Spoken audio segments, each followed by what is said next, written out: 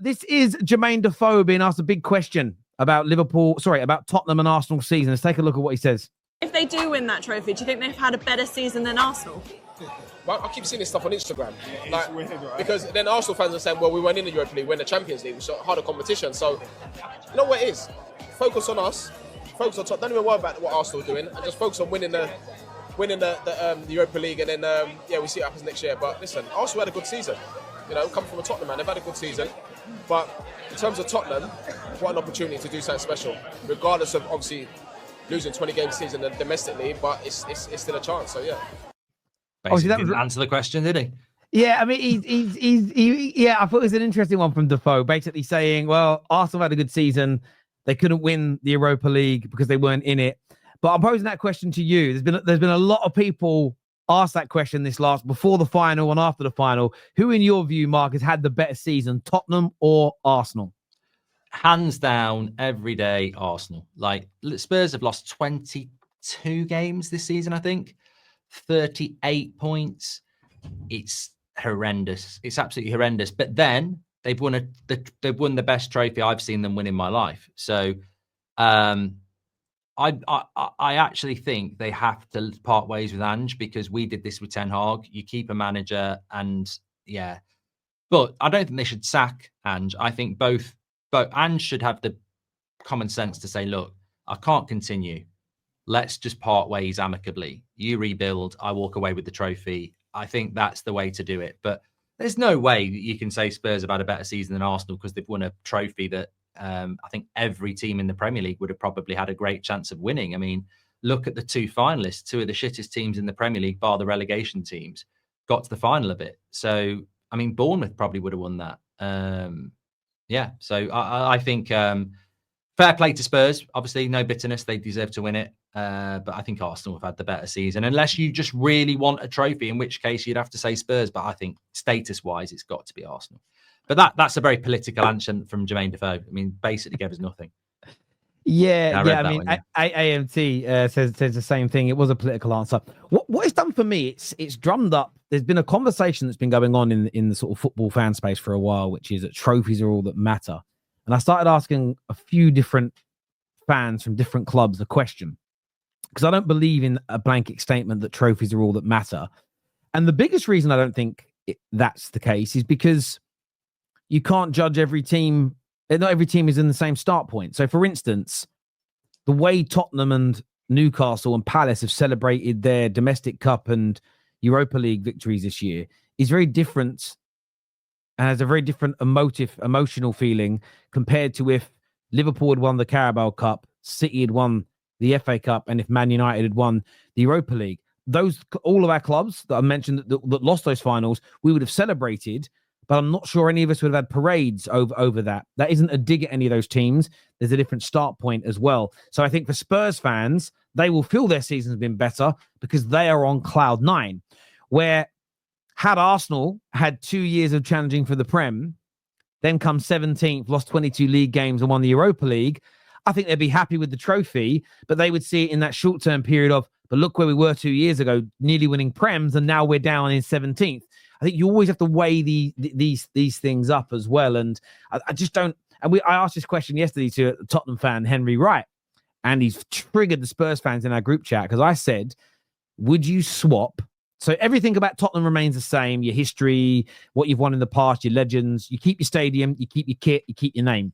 But would you swap and eradicate the memory of winning the Europa League to have Arsenal's squad, their pull in the transfer market this summer, and have Arsenal's chance of winning the Premier League next season? Would you gamble it, essentially, for Spurs to be able to maybe win a Premier League next year? And he said, without a shadow of a doubt, yes. And the Spurs fans were angry. They were fuming with him. How dare you do that?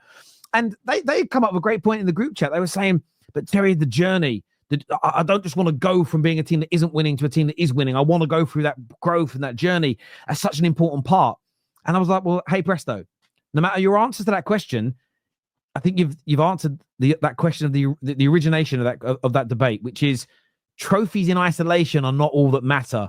You have to look at the context of where a club is, the journey that you've been through, and what you want to come after that point, if that makes sense. So, yeah, I think for me, I agree with you. I look at Arsenal season. as better in the Premier League, similar to each other in domestic trophies. What I would say is, would this Arsenal team have won the Europa League this season? There's a very good chance, because they're much better than Man United and Spurs, but they weren't in it. Equally, though, what I say is Spurs shouldn't even be concerned about that. They should every right to enjoy it the way they are, personally. So, on that same talking point, this is from TalkSport. This is Cundy and this is Jamie O'Hara. Let's take a look at what they were talking about. Let's talk about 38 points. Yeah. There isn't good season. You know what? You lot are an absolute disgrace. You've got no shame, you lot. No shame. The worst side in London. And do you know what? You are the worst side in London. What do you mean? We're the best side in London. The worst side. We're not. We're the best side in London. We've won a trophy. West Ham finished above you. We are the best side in London. We've won a trophy. West Ham finished above you. We've got Champions League football. You can't call us a disgrace. Watch this. You're an absolute disgrace. The worst side in London. Obviously, a bit of banter between the two of them, but do you agree with a lot of Spurs fans are saying this now, including Ange? It was a fantastic season for Tottenham. Do you think that's fair? Do you agree with it? I think if you accept the fact that Spurs only focused on the Europa League, which is what Ange did, then you go into a European competition, you win that competition, you deserve the plaudits for that. I also agree that the Premier League is the hardest tournament in world football, and they finished fourth from bottom. So it's, look, the thing is, that's why it's a debate, isn't it? Spurs fans would probably take winning the Europa League and qualifying for the Champions League at the start of the season. If it meant finishing fourth from bottom, I think they'd absolutely take it. It's the thing Arsene Wenger couldn't understand. Like, he got locked in on league form and the Europa League, the UEFA Europa League and the Premier League. You get into the Champions League by winning the Europa League. This creates a situation where you can literally be shit in the Premier League and still get in the Champions League. And that's what Spurs have done. And they must be applauded for winning the Europa League. But you also have to say, over a 38-game season, they were dreadful. Two things can be right. No, I agree. And this is the problem when people make crazy statements, because there would have been no Tottenham fan that would have said West Ham were the best team in London when they won the Conference League. And they were the only team that season to win a trophy. And I suppose that's kind of the people's issue with it, I suppose, is that people will pick and choose. But that's why, again, I mean, maybe I am being political in my answer. I just feel that you have to look at the context. Palace will look at their season. It's their greatest ever season in the history of their football club. And that's true. So how they feel is very different. They probably feel happier than Liverpool fans do right now. I genuinely think they feel happier than Liverpool fans. But you can't judge it based on how you feel. You have to look at these things objectively, I think, when you're reviewing it. I agree, however, history favors trophies. United pull, Arsenal no trophy. Yeah, it does favor trophies in that regard. I don't think it does now. I disagree with that.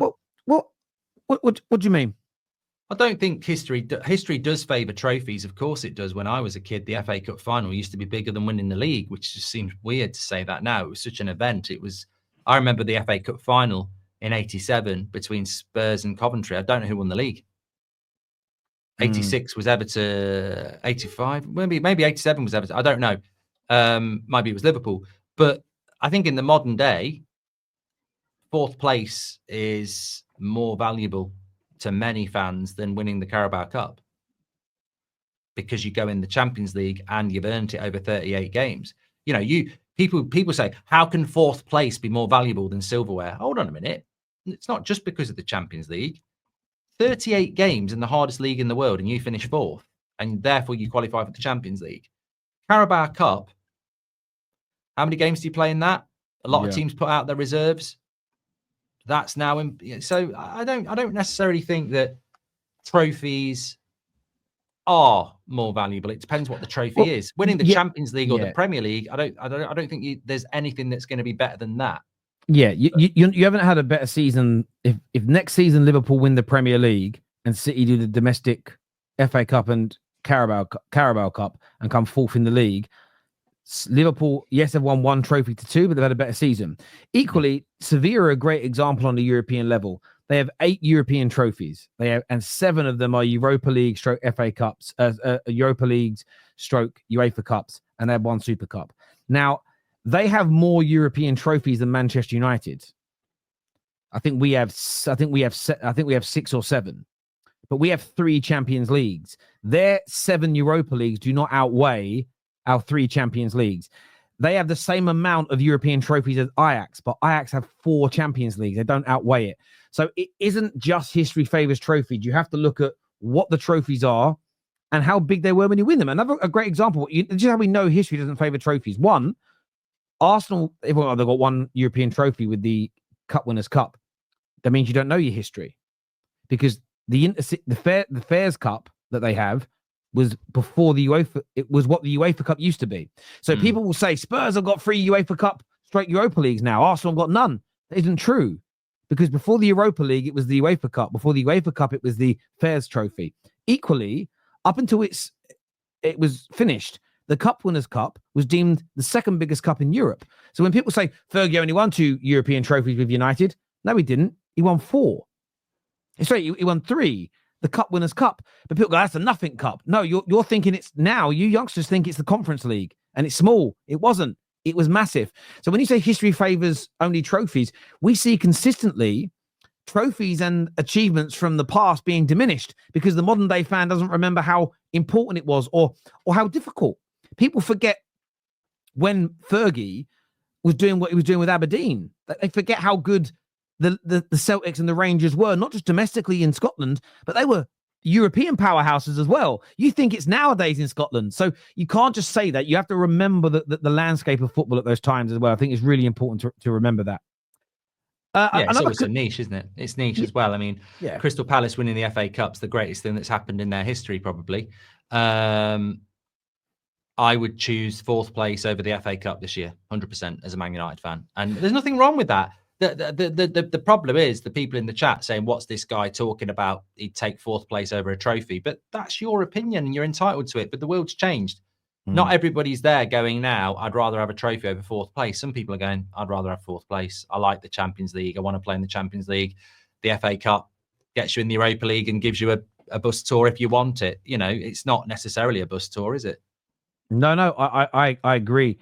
Terry, this is why I asked, as new formats made the Europa League easier for Premier League teams, as the Champions League dropouts are no longer there. With financial power of the Premier League, especially the top 6 to 8 clubs, England will dominate the Europa League without Champions League dropouts. Maybe, but next season we've only got Crystal Palace in it, so we'll see. We'll see where Crystal Palace fare in that tournament next season. But listen, there's not been very many teams that have dropped down from the Champions League that have gone on to win it. So I don't necessarily agree, but I thank you for that amazing donation.